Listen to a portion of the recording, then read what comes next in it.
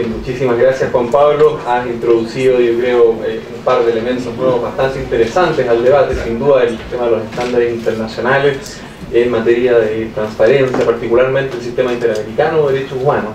con lujo de detalles algunas de las consideraciones clave del fallo de Claude Reyes, y cómo también los órganos del Estado de Chile tienen que incorporar los estándares internacionales en la medida de lo que luego media la Constitución y las medidas de cumplimiento que se establezcan por parte de los propios órganos internos del Estado. Justamente en ese sentido tenemos invitado a probablemente uno de los actores clave en la discusión sobre políticas públicas, tanto en materia de transparencia como en materia de reforma del sistema político y en muchas otras materias.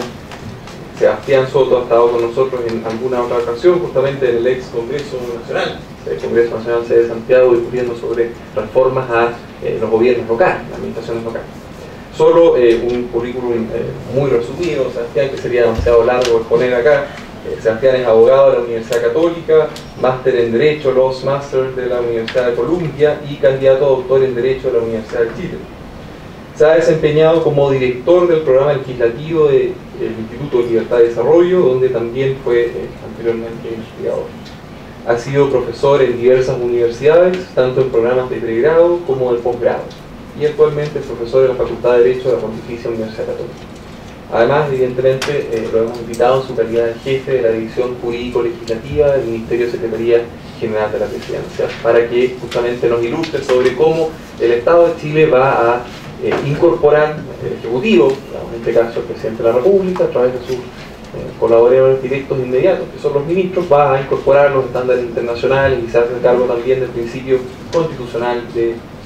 publicidad y transparencia de los actos de los órganos del Estado. O sea, muchas gracias a la Universidad Mayor por la invitación, a ustedes que están aquí para poder conversar de este tema en donde el gobierno evidentemente tampoco es neutral, para fortalecer una agenda de transparencia, para fortalecer la transparencia en nuestro país. Y se me ha pedido que exponga sobre la agenda legislativa en materia de transparencia, y definitivamente no puedo dejar de tomar algunos de los anzuelos que nos ha presentado Juan Pablo hacia el final de mi presentación, sin perjuicio que estoy seguro que Clara también va a hacer referencia mucho más profundamente a esas materias en relación a los correos electrónicos. Lo primero, para señalar por qué el Poder Ejecutivo está tomando desde el principio está tomando fuerza y parte activa en el asunto de la transparencia, es porque desde que llegó el gobierno en el 2010 se han tomado una serie de medidas de gestión, no exclusivamente legislativas, que son relevantes para fortalecer la transparencia. Por ejemplo, a los pocos días de asumir el gobierno, todos los ministros y subsecretarios tenían sus declaraciones de patrimonio e intereses en la página web de los distintos servicios. Ustedes saben que eso no es mandato legal. Lo que el mandato legal es presentarlas en la Contraloría, y de hecho, por un fallo del Tribunal Constitucional, usted tiene que demostrar un interés cuando vaya a la Contraloría para pedir, por ejemplo, la declaración de patrimonio e intereses de los funcionarios, de los ministros, de los subsecretarios y del mismo presidente, cuestión que ocurría hasta antes de la llegada del gobierno, pero desde el inicio nosotros hemos querido mostrar, transparentar completamente esa información, y por ello están publicadas en la página web ya no solo las declaraciones de patrimonio e intereses de los ministros, subsecretarios y del presidente de la República, sino que también de más de 150 jefes de servicio que voluntariamente suben a la página web para tener mayor acceso a la información de las declaraciones de patrimonio e intereses. Y eso es muy relevante, porque eso permite a la opinión pública, a ustedes, a cualquier persona interesada, conocer los intereses, conocer el patrimonio, conocer eventuales conflictos de interés en la toma de decisiones, y así fortalecer la rendición de cuentas. En ese mismo sentido, también como una medida de gestión, este gobierno concretó una ansiada aspiración del Consejo para la Transparencia, que es el portal de transparencia del Estado, que durante la presidencia de Juan Pablo el Consejo de la Transparencia fue una idea, pero que en este gobierno finalmente se concretó se está concretando a través de un convenio entre la Secretaría General de la Presidencia del mismo Consejo. Y recientemente hemos tomado parte activa de una iniciativa del presidente Obama, que se llama El Gobierno Abierto. Es una iniciativa que reúne a una serie de países en miras de fortalecer la transparencia y la rendición de cuentas, la participación ciudadana en distintas instancias del gobierno. Por ejemplo, ustedes pueden visitar la página Open Government y ahí o Gobierno Abierto, tanto en Chile como a nivel internacional, y ahí encontrarán una serie de información y de compromisos que ha ido asumiendo el gobierno con la comunidad internacional a fin de, por la vía de las medidas de gestión, fortalecer también la transparencia. Por ejemplo, tan solo hace 2 semanas, por primera vez en la historia de nuestro país se subió la base de datos de la encuesta CACEN completa a esta página de Gobierno Abierto, de forma tal de que investigadores, quizás aquellos más dedicados a los números y no tanto aquellos que nos dedicamos más a las letras como nosotros, pero los investigadores tengan la posibilidad de conocer en detalle la base de datos CACEN y cruzar números distintos a aquellos que plantea el gobierno. Esto es algo que primera vez que se hace. Eso es una iniciativa de gestión que me parece, al igual que las otras, muy importante de señalar. Pero además, sobre todo de la Secretaría General de la Presidencia, hemos intentado fortalecer una agenda legislativa robusta en materia de transparencia. El primero de ellos es el que se ha denominado el proyecto de ley de probidad en la función pública. Es un proyecto de ley que está en segundo trámite en el Senado, ya aprobado por unanimidad en la Cámara de Diputados, y lo que busca es básicamente fortalecer y profundizar las declaraciones de patrimonio e intereses de todas las autoridades. Es decir, se profundiza y se entrega mucho más detalle de los intereses, no solo los actuales, sino también los pasados de las autoridades, así como la declaración de patrimonio y otras formas de y otra información que se pone a disposición del público. ¿Por qué? Porque nosotros creemos que el mejor control que puede haber para evitar los conflictos de interés en la toma de decisiones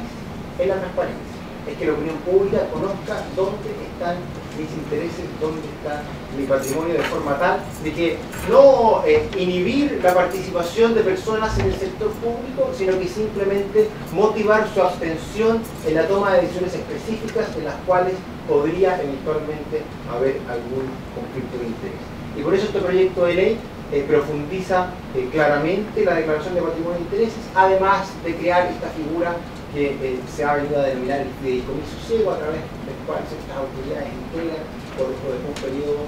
la administración de sus activos mientras ejercen la función pública. Este proyecto de ley, como les digo, ya está en el Senado, bastante avanzado en su tramitación. Un segundo proyecto de la agenda legislativa que también está siendo discutido es aquel que establece normas sobre la actividad del lobby, que regula el lobby. Este es un proyecto muy interesante que ha sido discutido en Chile por lo menos en los últimos 10 años y con una serie de ires y venires en el Congreso, en el Poder Ejecutivo, etc. Lo que hace, o lo que hizo el gobierno en una indicación que presentó hace ya algunos meses y que prontamente ya se empezará a discutir en particular, es modificar el foco de esta discusión. Hasta hace poco tiempo la importancia de la regulación iba dirigida exclusivamente a regular una industria, la industria del lobby. Entonces ahí empezaba una discusión eterna. Y la discusión era si es que el gremio, el sindicato, la iglesia, el club deportivo, la junta de vecinos eran o no eran lobistas. Todos ellos que yo he enumerado se consideran que no son lobistas, sino que simplemente lo que hacen es defender intereses particulares perfectamente legítimos, todos ellos. Entonces, ¿qué es lo que sucedía? Llegábamos a una imposibilidad de regular, porque el mote, el título de lobista implicaba que ese gremio, que ese sindicato, que esa junta de vecinos necesariamente se alejaba de la autoridad para no ser calificada de lobista, y en consecuencia generaba una especie de monopolio en favor de los lobistas profesionales. Y alejábamos en consecuencia a la autoridad de quienes podían tener o acceder a él. ¿Qué es lo que hicimos en la indicación? La indicación cambia el foco. Ya no queremos regular una industria, lo que queremos regular es básicamente la transparencia de quien accede a la autoridad. Lo que nos interesa es saber quién llega a la autoridad, con quién se reúne la autoridad, con quién toma contacto esa autoridad, sea una iglesia, sea un gremio, sea un sindicato, sea un lobista profesional, sea cualquiera de nosotros. Y por eso lo que hacemos es fortalecer la agenda pública de las autoridades. y las autoridades en consecuencia van a tener que poner a disposición del público con una regulación que hace el proyecto de ley, la agenda pública de esa autoridad. Y así, si usted tiene un interés en un proyecto de ley, si usted tiene una aspiración en un proyecto de ley y sabe que otros que tienen intereses distintos a los suyos se han presentado ante esa autoridad, sea que se presentaron como académicos, sea que se presentaron como lobistas, sea que se presentaron como cualquier cosa, o como vecinos o votantes, usted va a poder hacer lo mismo. ¿Por qué? Porque va a tener acceso a esa información. Y de esa forma no alejamos a la autoridad de las personas, no le entregamos un monopolio a los lobistas profesionales, como es en otras partes, principalmente en Estados Unidos, y tampoco, y en cambio fortalecemos la transparencia en la agenda de la autoridad y el acceso que diversos intereses tengan ahí. Ese segundo proyecto, que se suma al de probidad en la función pública, este segundo proyecto de lobby, se suma a otros dos menores que no voy a detener mayormente, pero que fortalecen la transparencia y la probidad en los gobiernos locales, que son sin duda un desafío muy grande para efectos de la transparencia, y la fortalece. Y lo mismo en los gobiernos regionales, dos proyectos de ley que también están siendo discutidos en su primer trámite constitucional. Adicionalmente, esperamos presentar antes del término de este año una reforma a la Ley Orgánica Constitucional de Partidos Políticos que también fortalezca la transparencia en los partidos políticos, sus órganos internos, su democracia interna y otra serie de decisiones que puedan ser conocidas por sus militantes, una especie de transparencia pasiva, y por la ciudadanía, una especie de transparencia activa para los partidos políticos también. Con estos proyectos, ¿qué es lo que queremos fortalecer? Fortalecer la confianza de todos los chilenos en las instituciones. Nosotros somos un gobierno que hemos, a través de la agenda política y de la agenda legislativa, a través de la inclusión automática y el voto voluntario, a través de esta agenda de transparencia, a través de las primarias, intentamos fortalecer la confianza en las instituciones. El voto voluntario permite que las instituciones se acerquen más a los ciudadanos, y por eso el Congreso o el mismo Poder Ejecutivo al momento de la elección tendrá que acercarse más para motivar a los ciudadanos a votar, que confíen más en ellos. Lo mismo la transparencia y toda esta agenda de proyectos de ley que he señalado. Dicho eso, me tengo que detener claramente en el último proyecto de ley, que no es un proyecto de ley del gobierno, sino que es una moción transversal de diversos diputados que modifica la ley de transparencia. Y para hacerlo, les puedo contar que esta moción está terminando su tramitación en la Cámara de Diputados. Es, como digo, una moción transversal que presentaron diversos diputados a fin de perfeccionar distintos aspectos de la ley de transparencia en materias procedimentales, en materias orgánicas, en materias de normas sustantivas de la ley de transparencia, que son muchas de ellas muy importantes y que van a permitir perfeccionar el acceso a la información de transparencia activa, aumentar los sujetos pasivos obligados o los sujetos obligados a transparentar toda la información, a mejorar los procedimientos, a facilitar el acceso, etcétera, etcétera, etcétera. Y es esta también moción aquella en la que vamos a discutir, el Congreso está discutiendo el tema de los correos electrónicos. ¿Por qué? Y aquí entonces me detengo un poco más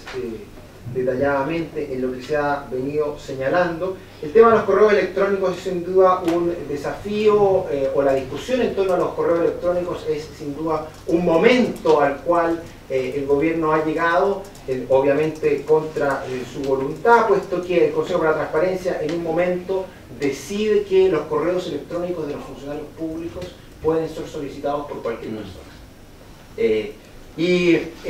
Una decisión del gobierno, del mismo presidente, optó por negarnos a esta conclusión, considerar que los funcionarios públicos, como lo dice también el Tribunal Constitucional, no son ciudadanos de segunda categoría, sino que son también personas que tienen privacidad, que tienen derechos. En consecuencia, sus correos electrónicos, así como sus llamadas telefónicas, sus cajones, sus escritorios, sus páginas web, sus computadores, no pueden ser invadidos, no pueden ser observados, sino cuando una ley lo autoriza claramente en los casos y formas determinados por la ley, como lo señala el artículo 19, número 5 de la Constitución. En consecuencia, sobre esa base, sobre esa decisión del gobierno y sobre ese argumento constitucional básicamente el argumento del 19 número 5 de la Constitución. El Ministerio Secretaría General de la Presidencia, específicamente la División Jurídica, apoyados por distintos autoridades en la materia, como la misma decana de la facultad y otra serie de personas que han trabajado en esto,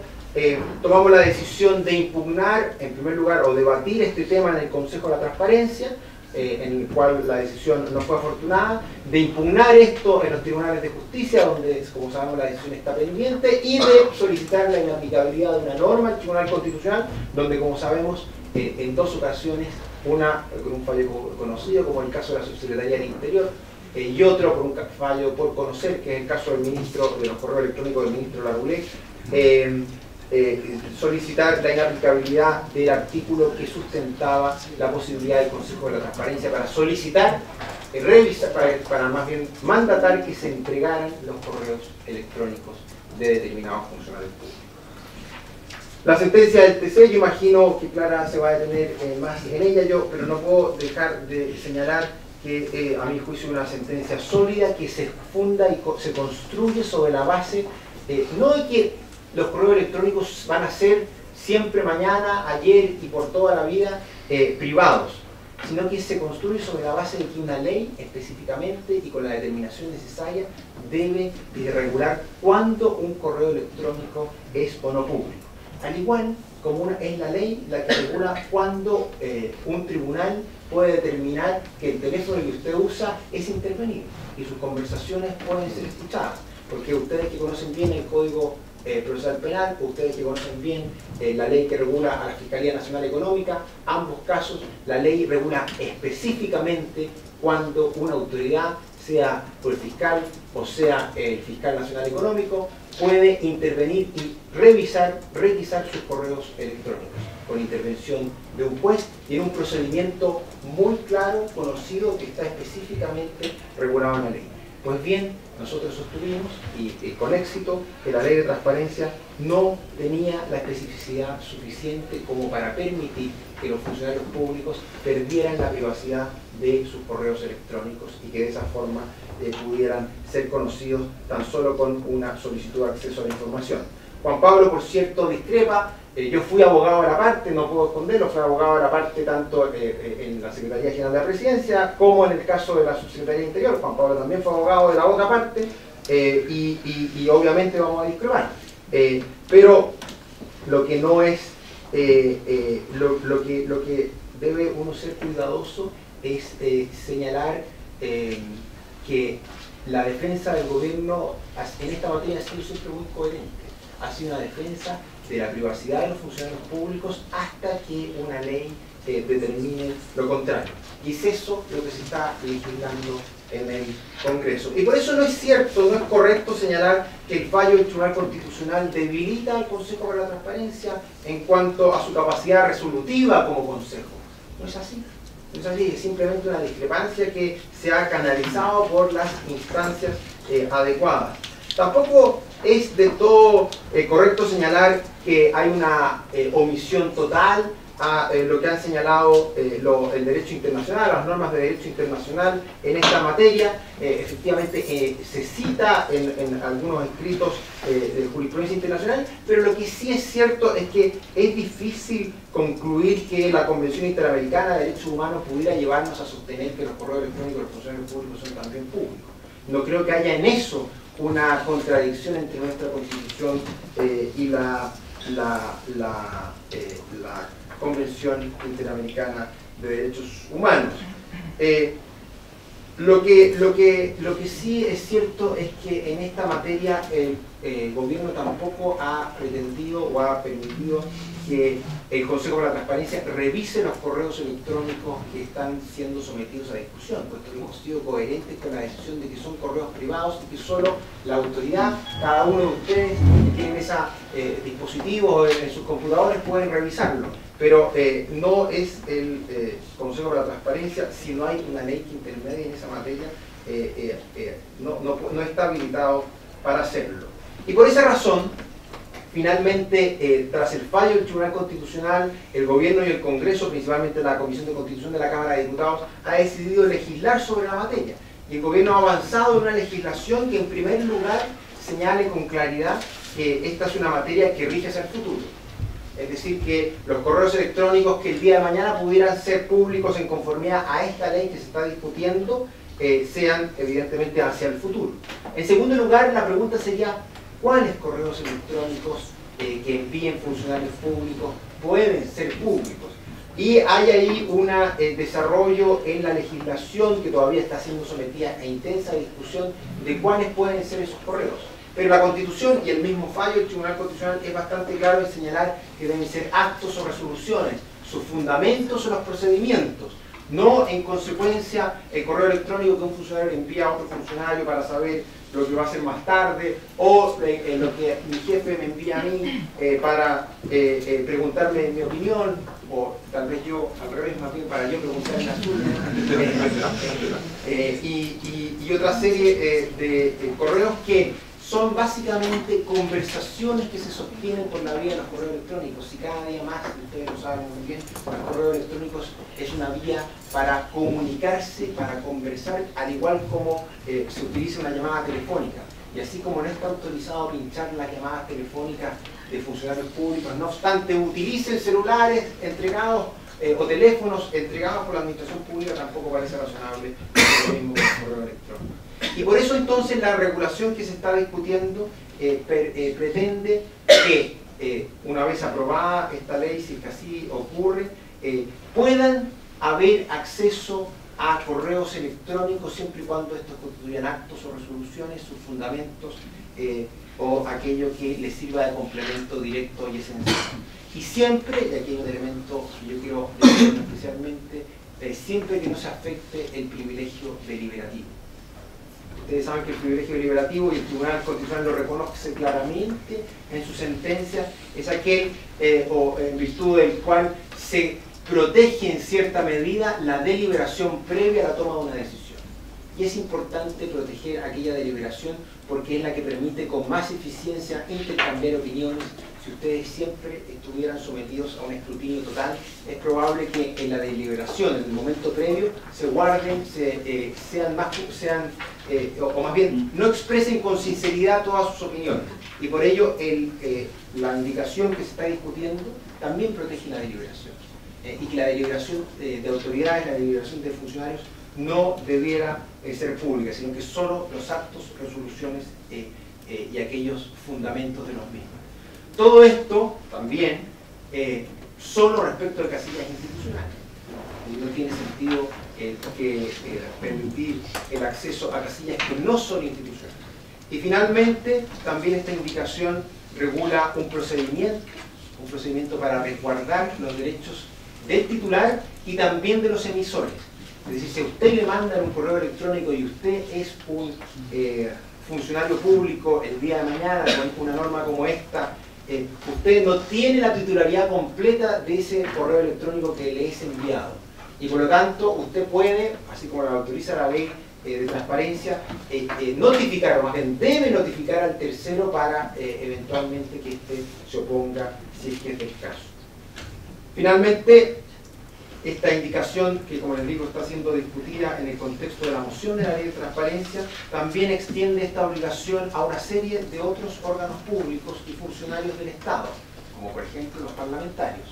No parecería razonable regular exclusivamente el acceso a los correos electrónicos de funcionarios públicos y no de parlamentarios, jueces, integrantes de la Contraloría General de la República y otra serie de autoridades a través de las cuales, si es que esta legislación o esta indicación se llegara a aprobar en el Congreso y que está siendo discutida, como digo, en la Comisión de Constitución, podría eventualmente haber acceso a correos electrónicos siempre y cuando estos constituyan actos o resoluciones de los documentos y los fundamentos de las mismas o aquello que les sirva de documento directo esencial. Como digo, entonces, esta última parte que nace del debate en torno a los correos electrónicos, en los aportes del Tribunal Constitucional y la agenda legislativa que enuncié en un principio, es la que a mí me permite señalar que el gobierno no es claramente neutral en este tema, sino que es parte de una agenda fuerte y robusta en materia de transparencia, donde el Poder Ejecutivo ha tomado parte intensa a fin de fortalecer la transparencia en nuestro país y de esa forma también fortalecer la rendición de cuentas y la confianza en las instituciones, o más bien la confianza en los